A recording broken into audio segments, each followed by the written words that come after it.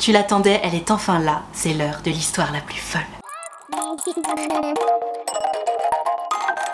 Bonjour à toutes et à tous et bienvenue dans ce nouveau concept de vidéo à partir de maintenant tous les vendredis et au moins jusqu'à la fin de l'été. Je te présenterai l'histoire la plus scandaleuse de la semaine et on démarre très fort pour ce premier épisode avec Gertrude. Bien sûr, on garde les histoires anonymes qui nous parlent de cette terrible histoire avec sa mère. Une mère toxique, une mère intrusive, t'as jamais vu ça de ta vie. Je te lis l'histoire et on débrief. Hello Nad, j'ai vécu une terrible trahison avec ma mère. Tout commence il y a 2 ans, j'ai alors 19 ans et je suis en couple avec mon premier copain. À cette époque, j'étais très fusionnelle avec ma maman au point qu'on se racontait tout. Pire que ça, elle me conviait à ses dates avec ses copains pour que je lui donne mon avis et que je cite, je vante ses mérites auprès du prétendant. Oh, non mais déjà ça commence très fort, on est sur de la toxicité ultra plus max. Être fusionnel avec sa mère, pourquoi pas, mais si c'est ta mère, c'est par définition pas ta copine. Ce genre de comportement, c'est déjà red flag. À cette époque, je faisais du décrochage scolaire, je n'allais plus du tout en cours. Ma mère était d'ailleurs au courant que je restais à la maison. Je ne sais pas si on pouvait appeler ça une contrepartie, mais à la place, je m'occupais du ménage. Oh waouh, donc ta mère était d'accord pour que t'ailles pas en cours pour qu'à la place tu fasses le ménage. Donc non seulement elle te prend pour sa copine, mais au passage sa femme de ménage.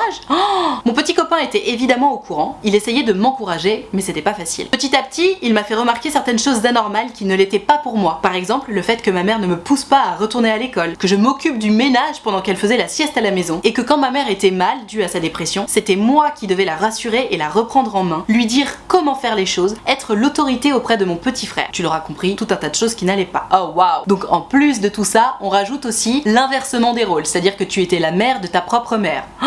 Puisque j'étais proche de ma mère, j'essayais de lui en parler, mais ça finissait toujours par « Ah mais ton copain te manipule, je t'ai pourtant pas élevé pour que tu deviennes comme ça ». Petit à petit, elle a commencé à changer. Je passais tous les week-ends chez mon copain, et oui, classique, tu cherchais à te réfugier, mais je ne passais jamais réellement de moments avec lui. Soit je devais revenir tout mon samedi parce que soi-disant ma mère avait besoin de moi pour aider mon frère dans ses devoirs, alors que pas du tout. Soit elle m'envoyait plusieurs messages et me piquait une crise si je ne répondais pas dans la minute, alors que si j'étais chez des amis, même pendant une semaine, elle ne faisait pas ça, j'étais très libre. Elle a commencé à être méchante et désagréable quand je revenais le dimanche soir. J'en pleurais tous les soirs tellement elle était blessante. D'accord, donc on rajoute encore, en plus de tout ce qu'il y avait déjà, de la culpabilisation et ce besoin de te contrôler finalement. Tu dois être mère à sa place, mais elle doit te contrôler. Un jour, nous avions déménagé à 40 minutes de chez mon copain, et en pleine hausse du prix du carburant, j'ai proposé une solution pour éviter à tout le monde de faire des frais. L'idée, c'était que je rentre en bus chez mon copain le vendredi soir, et que je retournais à la maison le lundi matin. D'abord, elle était d'accord. Et puis, elle m'a annoncé qu'elle ne voulait pas finalement, parce que ça voudrait dire qu'elle ne me verrait pas ni le vendredi soir, ni le lundi matin. Je précise que j'avais repris les cours depuis 2 ou 3 semaines à ce moment-là. De mon côté, j'étais un peu fâchée. Je lui ai dit qu'elle était égoïste, que ce n'était pas parce que sa vie de couple était un échec que la mienne devait l'être aussi. Entre parenthèses, ça faisait 1 an que j'étais en couple avec mon copain. Tout allait très bien entre nous. Je lui ai également dit que si je devais un jour faire ma vie, ce serait avec mon copain et non avec ma mère. Car oui, ma mère était persuadée que je ferais médecine, que j'achèterais une maison pour nous deux et que mon futur mari n'aurait rien à dire et donc que de ce fait, je subviendrais à tous ses besoins. Ah oui d'accord, donc en fait ta mère elle avait son plan tout prévu. Flemme de michetonner, je vais plutôt exploiter mes enfants, ce sera plus simple. Mais quel enfer. Elle a alors proposé comme alternative que mon copain vienne me chercher le samedi après-midi et que ma mère vienne me reprendre le dimanche en fin de matinée. Je n'étais pas d'accord et je lui ai dit que je resterais la semaine chez mon copain. C'était puéril, c'est vrai. Oui enfin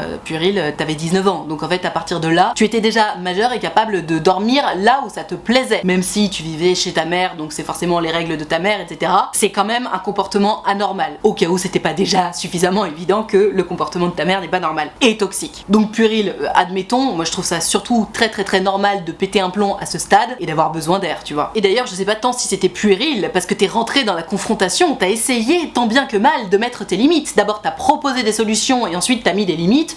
Je suis pas certaine que puéril soit le mot approprié, hein. Mais bref. Le lundi, je savais que ma mère viendrait se présenter à l'école. J'ai donc prévenu la direction. Effectivement, à 16h pile, elle était là. On a discuté calmement un premier temps et comprenant que je ne changerais pas d'avis, elle est devenue méchante. Elle a commencé à crier qu'elle gâcherait ma vie et qu'elle irait dire que j'avais fourni de faux documents à l'école. Ah ouais, donc on est carrément sur du chantage. Elle a continué en disant que si je ne rentrais pas avec elle, mes affaires seraient mises à la porte. Elle m'a laissé 10 secondes, j'ai refusé de rentrer avec elle. Oh, non mais c'est une série Netflix ton truc. Afin de me protéger, l'école m'a déclaré élève libre afin que je n'ai pas de problème au cas où ma mère voudrait m'en faire. Après avoir passé mon CESS, alors je sais pas ce que c'est un CESS, j'imagine que c'est un diplôme, ma mère m'a accusé d'une chose assez grave et m'a demandé de plaider coupable à sa place, m'envoyant alors possiblement en prison.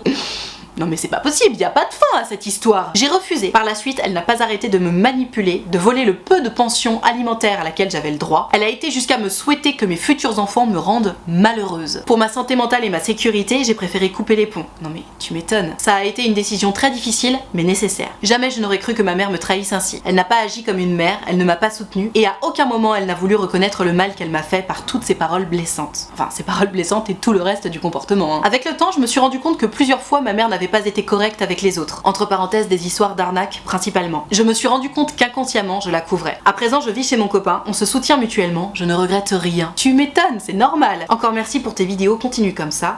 #scandale.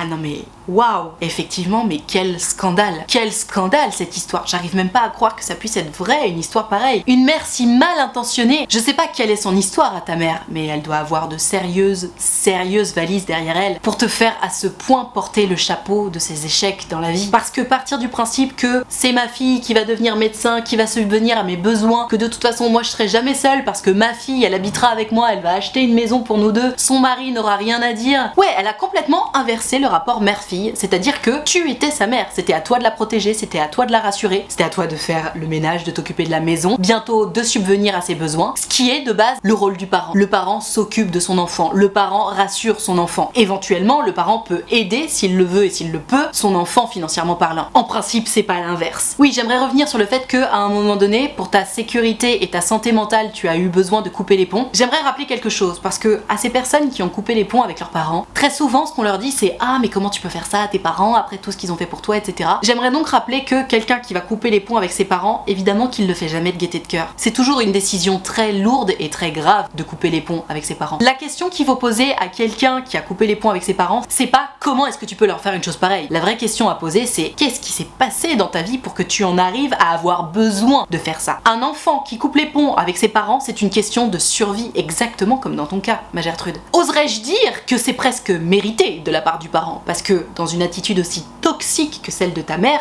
qui était littéralement complètement jalouse de la place que ton copain prenait dans ta vie, et qui avait clairement décidé de t'exploiter de toutes les façons possibles et imaginables, parce qu'elle t'utilisait comme son amie, comme sa fille évidemment, comme sa femme de ménage, comme sa future source de revenus, comme si tout ça c'était un dû. Non, en fait il y a des limites que tu as essayé de poser d'ailleurs, ma Gertrude. Tu as essayé de lui dire stop, ça suffit, tu as essayé de trouver un refuge même chez ton copain, ça n'a pas suffi. Il a fallu qu'elle continue à en faire toujours plus. Elle t'a fait du chantage affectif en t'expliquant que dans les 10 secondes, si tu décidais pas de rentrer maintenant, t'aurais tes affaires à la porte. Tout ça, c'est l'attitude de quelqu'un de complètement désespéré et qui est prêt à faire du mal. D'ailleurs, elle t'a souhaité du mal, elle t'a souhaité que tes enfants te fassent souffrir. C'est terrible d'avoir à vivre ça et malheureusement, c'est beaucoup plus fréquent que ce qu'on peut croire. Donc pour cette première histoire de scandale, je vais m'arrêter là, mais j'aimerais te remercier Gertrude d'avoir partagé ton histoire, ne serait-ce que pour toutes les personnes qui nous écoutent puissent se rendre compte déjà que ce genre de situation arrive, que malheureusement tu es loin, très loin d'être la seule, et pour rappeler, vraiment j'insiste, que lorsqu'un enfant coupe les ponts avec ses parents, c'est jamais pour faire chier, c'est toujours une question de survie. Merci d'avoir écouté cette histoire en entier. Si jamais tu as besoin de conseils en direct et en privé, je te rappelle que tu peux prendre rendez-vous avec moi sur mon site utilefutile.fr. Tu peux choisir un rendez-vous de 20 minutes ou de 45 minutes et de me raconter tout ça à l'écrit, au téléphone ou en visio, selon ce qui te met le plus à l'aise. De mon côté, je serais ravie d'écouter ton histoire et de pouvoir t'aider dessus. Et en attendant le prochain scandale, je te dis à la semaine prochaine.